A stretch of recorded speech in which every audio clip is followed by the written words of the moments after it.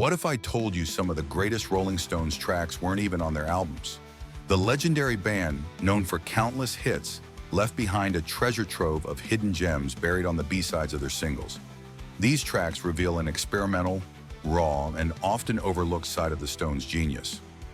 Let's uncover these forgotten masterpieces and explore the stories behind them. In the 1960s, British bands like the Rolling Stones followed an unspoken rule: keep the singles off the albums. The idea was to spare fans from paying for the same music twice. While the A-sides became timeless classics, the B-sides offered a playground for creative risks. Today, we're shining a light on some of these hidden jewels. Let's start in May 1968 with the release of Jumpin' Jack Flash. This single was an explosive return to a stripped-down, raw sound and became an instant hit. But flip the record and you'd find Child of the Moon, a hauntingly beautiful track with a psychedelic flavor. It was the Stones' farewell to their brief love affair with psychedelia, written during the sessions for their Satanic Majesty's request. Recorded at Olympic Studios, it was the first time they worked with producer Jimmy Miller, whose influence would define their sound for years. Even a promotional video was shot, featuring Eileen Atkins in a surreal forest setting. Child of the Moon remains one of their most enchanting and underappreciated tracks. Moving to 1967, we find Dandelion, the B-side to We Love You.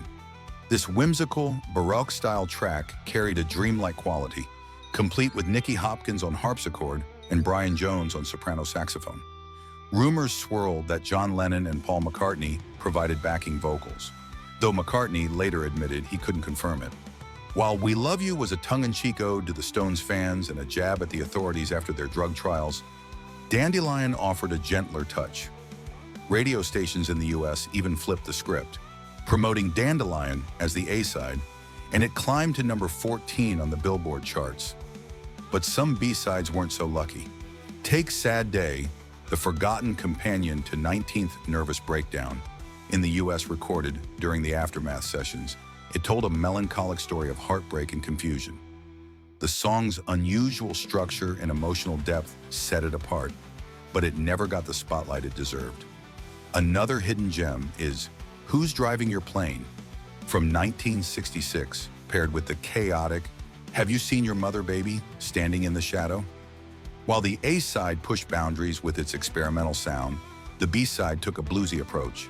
Featuring dual pianos played by Ian Stewart and Jack Nitzsche, the track had a sleazy, burlesque vibe, with Jagger delivering biting lyrics aimed at a superficial socialite.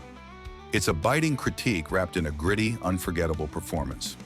Let's not forget Long, Long While, the soulful B-side to Paint It Black. This emotional ballad, reminiscent of Otis Redding, saw Jagger pouring his heart into a plea for reconciliation.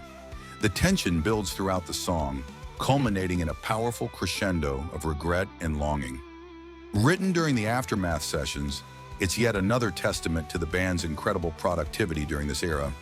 And then there's Stoned, the cheeky B-side to their second single, I Wanna Be Your Man, a song gifted to them by Lennon and McCartney. Stoned was an instrumental jam, raw and bluesy, featuring Brian Jones on harmonica and Keith Richards' guitar cranked up to near feedback levels.